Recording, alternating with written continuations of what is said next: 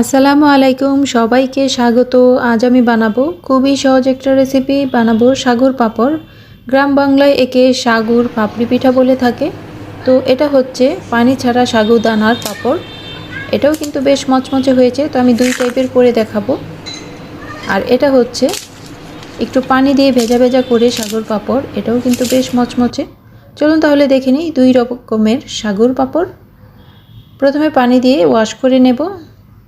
পানিটা ছেঁকে নিয়ে এর মধ্যে লবণ দিয়ে দেব। আমি 1 কাপের জন্য 1/3 চা চামচ লবণ নিয়েছি। তো লবণ দিয়ে এখানে কিছুক্ষণ রেখে দিতে হবে। তারপর অল্প একটু পানি সহ আমি রেখেছি, এই পানিটা কিন্তু শুকিয়ে যাবে সাগুটা ভিজে। তারপর এর থেকে আমি 3 টেবিল চামচ 3টা বাটিতে নিয়ে পছন্দ মতো কালার মিশিয়ে নেব। তো লাল, সবুজ, হলুদ আমি 3টা কালার দিয়ে মিশিয়ে নিচ্ছি। তবে কেউ চাইলে শুধু সাদাও বানাতে পারেন, অথবা কালারফুল পছন্দ করলে পছন্দ মতো কালার মিশিয়ে নিতে পারেন। তো আমি 3টা কালার মিশিয়ে নিয়েছি। এবার আমি সাদা সাগুর সাথে এই কালারফুল সাগুগুলো মিশিয়ে নেব। দেখুন পানিটা শুকিয়ে একেবারে ঝরঝরে হয়ে সাগুগুলো খুব সুন্দরভাবে নরম হয়ে একেবারে ফুলে ডাবল হয়ে গেছে। এবার সবগুলো আমি একসাথে মিশিয়ে নেব হালকা করে, যেন একেবারে এই কালারগুলো সাদার সাথে মিশিয়ে রঙিন না হয়ে যায়। এমনভাবে মিশিয়ে নিতে হবে যাতে সাদা অংশটাও বোঝা যায়, আবার কালারগুলোও বোঝা যায়। এবার আমি একটা প্লেটে তেল ব্রাশ করে ফুচকা কাটার বসিয়ে এর ভেতরে চেপে চেপে সমান করে নেব। এভাবে বানালে একসাথে অনেকগুলো একই প্লেটে বানাতে পারেন। তো পুরো প্লেটটা একইভাবে আমি এরকম করে দেব। এটা কিন্তু একেবারে ঝরঝরে সাগুদানা দিয়ে করা। এই ঝরঝরেটা দিয়ে করলে এটা বেশি কেমন হয় আর একটু পানি সহ করলে কেমন হয় সেটাই আমি করে দেখানোর জন্য দুইভাবে করেছি। এটা হলো একেবারে পানি ছাড়া ঝরঝরে সাগুদানাটা।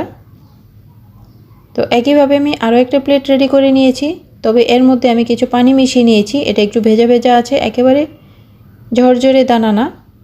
তো একটু পানি সহ দিলে কি হয় সেটাই দেখুন।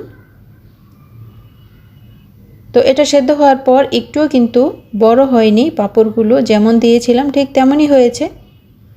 আর যখন একটু পানি সহ দেবেন তখন কি হয় সেটা দেখুন।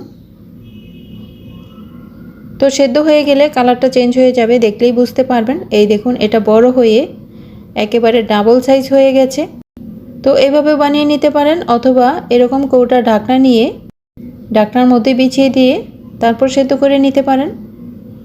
তো সবগুলো আমার বানানো হয়ে গেছে। এবার কিছুক্ষণ রেখে দেব। যখন হালকা উপরটা একটু টেনে যাবে তখন এখান থেকে তুলে নিতে হবে, তা না হলে তুলতে গেলে ছিঁড়ে যাবে।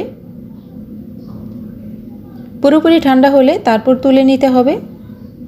তো ছুরি দিয়ে আমি সবগুলো আলগা করে একটা ট্রেতে নিয়ে নেব। এবার রোদে শুকিয়ে নিতে হবে। এটা কড়া রোদে একদিন শুকালেই মচমচে হয়ে যাবে। তো প্লেট থেকে আর ঢাকনা থেকে সবগুলো তুলে আমি রোদে শুকিয়ে নেব।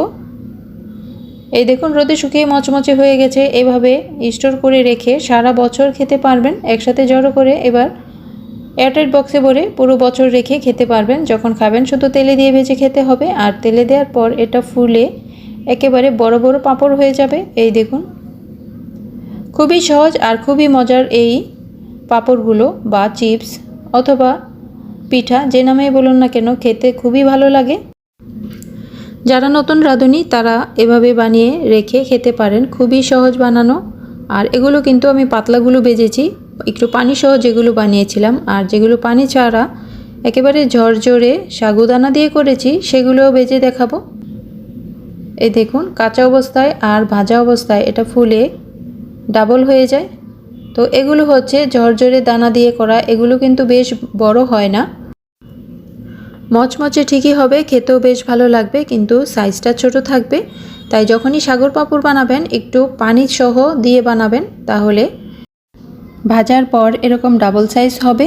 ভালো থাকবেন। এটাই ছিল আমার আজকের রেসিপির টিপস।